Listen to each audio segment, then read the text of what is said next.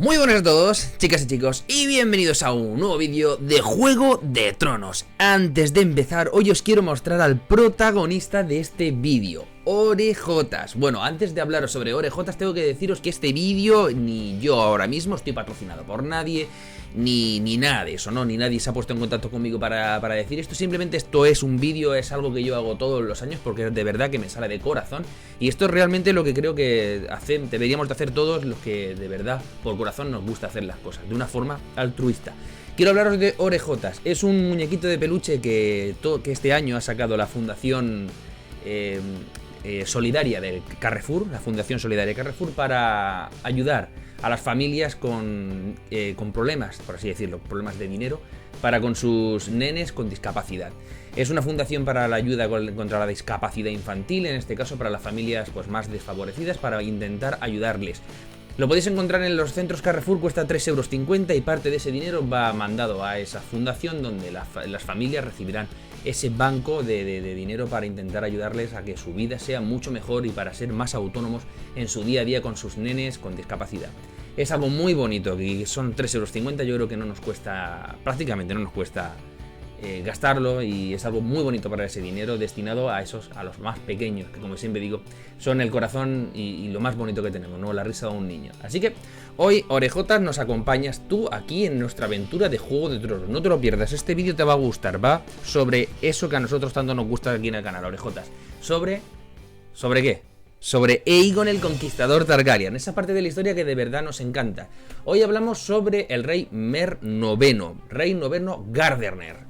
Era una de las casas más antiguas que había en todo Poniente. Estamos hablando de una casa con más de 1700 años de antigüedad, con más de 20 reyes sobre el dominio, y se considera que en su día fue rey de reyes en todo Poniente. La familia Gardener, como ya os digo, una familia del dominio en la que hoy en día conocemos que en el dominio están los Tyrell, pero os diré en qué momento entran los Tyrell en la historia. Pero como ya os digo, en este momento están los reyes Gardener, el rey Gardener Mer IX. Una auténtica maravilla de super guerrero que ya estaba a punto de dejar como heredero al futuro trono a su hijo mayor Edmund, el que sería rey. Y había visto algo muy curioso, el rey Mer, y era que los propios miembros de la casa Tyrell, que era una casa que podríamos considerar que en estos tiempos, en los tiempos de Aegon el Conquistador Targaryen, era una casa bastante menor. Con deciros que Harlan Tyrell era el mayordomo de Mer, tengo que deciros que ya le estaba contando al rey Mer lo que estaba ocurriendo en otros lugares de Poniente, y es que la historia se estaba haciendo cada vez más fuerte. El eco de Aegon el Conquistador Targaryen cada vez estaba muy fuerte. El rey Mer sabía una cosa, y esto tenía que tenerlo muy claro. Sabía que Aegon había hecho arrodillarse al rey Torrem Stark en el Tridente. Sabía que Ronel, el futuro rey Arryn, ya había sobrevolado los cielos con Vhagar a lomos de, como ya os comento, de Visenya, y que también habían dejado el reino a Aegon. También sabía que el rey Harren, el que era el fuertísimo rey del centro de Poniente, que también tenía como las islas, también puede decir que era aquel que se estaba manejando con puño de hierro en Poniente, había caído en su gran fortaleza de Harrenhal, arrasado por Valerion. Y esto era algo que Mer tenía muy claro. Sabía que el inicio de la guerra de Aegon en Dor comenzaría rápidamente, porque ya se había dado la noticia al mundo de que el rey Argilac, el rey de la tormenta, había caído ante Orys Baratheon, y sabía perfectamente que dentro de no mucho tiempo Aegon pondría los ojos en sus tierras, en el dominio. Así que hizo algo muy inteligente el rey Mer, y es que se puso en contacto con el rey de la Roca, el rey de Roca Casterly, Loren I Lannister, con una misión. La misión era decirle prácticamente lo que ambos se pondrían de acuerdo. Vamos a dejar de combatir entre tú y yo, vamos a dejar de atacarnos, tenemos que unir nuestras fuerzas para intentar atacar a Aegon, intentar expulsar al extranjero dragón de nuestras tierras de Poniente, o si no, nosotros seremos los siguientes en caer. Loren I Lannister fue muy inteligente y aceptó. Lo suyo era aceptar ante la muerte, aceptar ante la destrucción, y a la hora de unirse, crearon y unificaron el ejército más bestia, el ejército más grande que ha conocido Poniente. Atentos aquí, chicos y chicas, al número: 55.000 soldados, tenía ese impresionante ejército que se había unido de los Gardeners Mano Verde y de los Lannister del León Rugiente por otra parte. 55.000 soldados, de los cuales 5.000 eran caballería. Y lo siguiente, atentos aquí, más de 800 de esos hombres eran grandes señores de las casas más importantes, tanto del dominio como de las zonas de Roca Casterly y de los Lannister. Un ejército en el que, como decía, no podía estar más de un día en una zona o sus jinetes, sus caballos y todas las personas agotaban los recursos de la zona, tanto naturales como los recursos de la zona. Aegon ya había escuchado. Obviamente, es fácil escuchar en Poniente que cuando un ejército tan grande se une, tiene que llegar ese sonido, tiene que llegar esas noticias a todas partes del mundo. Y a Aegon ya le habían asegurado que ese ejército se estaba poniendo en rumbo hacia lo que venía siendo las zonas del exterior del dominio para intentar atacar a Aegon. Aegon sabía una cosa. Su ejército, su mayor ejército, era el de Orys Baratheon, y una vez que había conseguido vencer al rey Argilac de la Tormenta, el viejo rey Tormenta, sus tropas, las tropas de Orys, habían quedado bastante diezmadas y no podía, sobre todo, no podía ordenarles que girasen prácticamente hacia el oeste y se dirigiesen. Así que lo que hizo fue armar su pequeñito ejército de 5.000 hombres que tenía en las zonas de desembarco del rey, la nueva ciudad que se estaba fundando, una nueva ciudad Targaryen, e intentar equiparlos, intentar armarlos de fuerza como pudiesen e intentar mandarlos a ese encuentro. Puso como general a Jon Montón de la Poza de la Doncella, la verdad es que un hombre muy valiente y sobre todo un gran líder, y mandó ese ejército. Es curioso porque cuenta la historia que cuando ambos ejércitos se encontraron parecía un chiste. Imaginar a 55.000 soldados frente a un ejército o un mini ejército de 5.000 soldados. Era realmente, como cuenta la historia en Juego de Tronos, un poquito chistoso.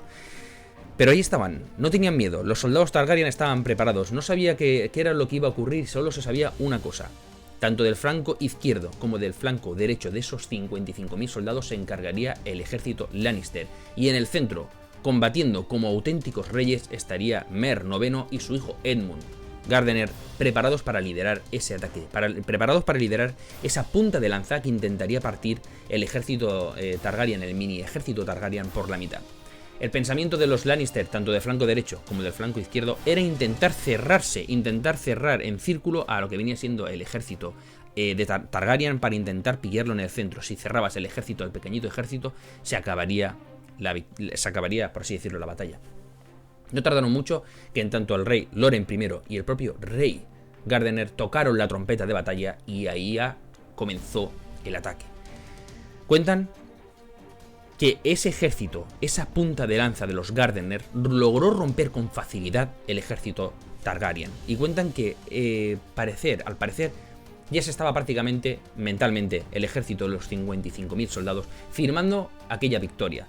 El ejército Targaryen estaba retrocediendo, y estaba retrocediendo a gran velocidad. Imaginaros el número que os estoy diciendo, 55.000 contra 5.000, no hay color, no es ni un tercio, no es ni un quinto, no había nada que hacer. Fue en ese momento cuando la batalla se paró, la batalla se detuvo. En el cielo aparecieron volando Rhaenys, Visenya y Aegon sobre sus 3 dragones. Los ejércitos se detuvieron, sobre todo el ejército de los Lannister y el ejército Gardener nunca habían visto dragones.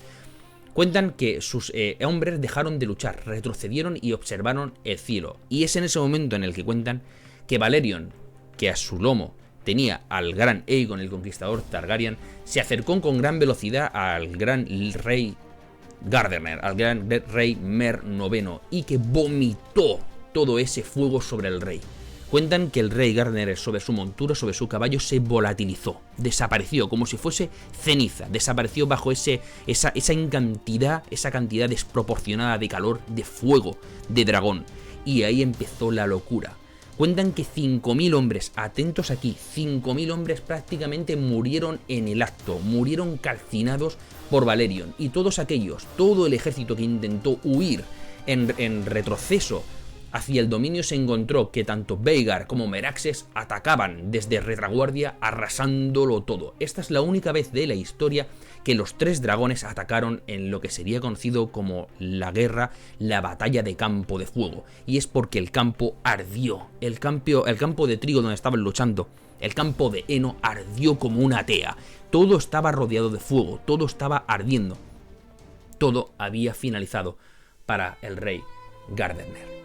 Cuentan que a la mañana siguiente, justo cuando ese calor ya había parado y las cenizas y el humo empezaban a menguar, solo un sobrino, un joven sobrino escudero Gardener había sobrevivido a ese ataque brutal de Balerion. Cuentan que estaba gravemente herido y cuentan que Aegon se quedó a su lado durante 3 días intentando salvar el apellido Gardener, pero cuentan también que al tercer día, provocado por esas gravísimas quemaduras, el joven falleció.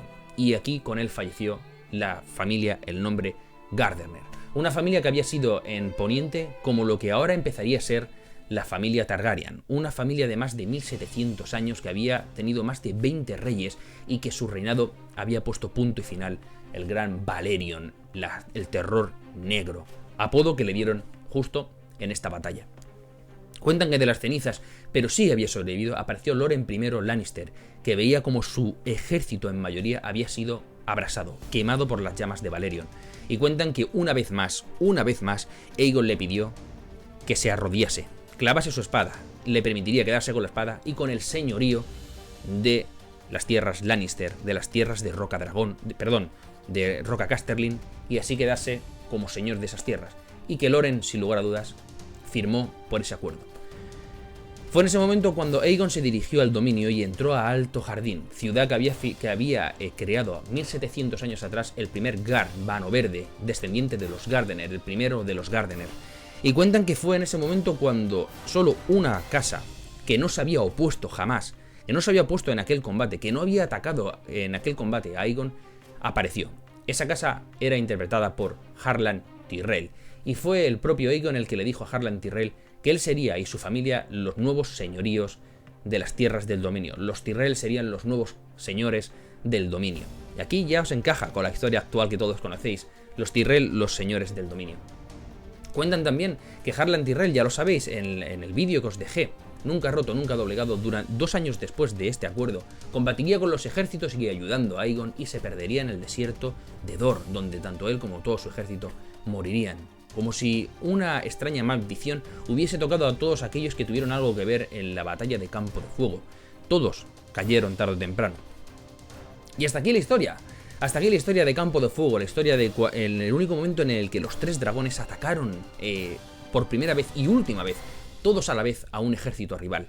Contar cómo fue la destrucción, imaginar cómo tuvo que ser aquella imagen en la que todos los soldados de los Gardener vieron cómo su gran líder, Mer IX, quedó desintegrado por ese chorro de fuego que le cayó encima y quedó totalmente desintegrado.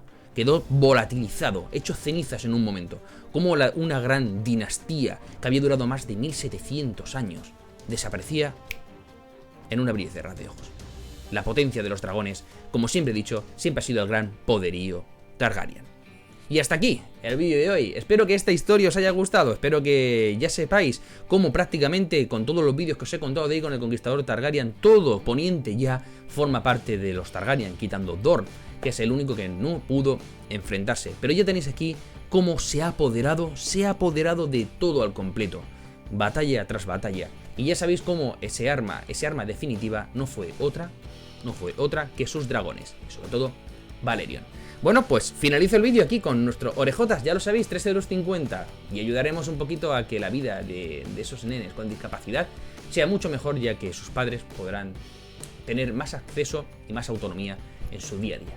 Nos vemos en el siguiente vídeo y espero que este os haya gustado. Ya lo sabéis, debajo del vídeo os dejo algunos vídeos recomendados, y como siempre digo, si te gusta la historia de Aegon el Conquistador Targaryen, prácticamente en mi canal está toda, desde sus inicios hasta esta casi finalizada conquista de Poniente. Espero que os haya gustado y nos vemos. Un saludo, orejotas, hazle así con la mano, miradles así.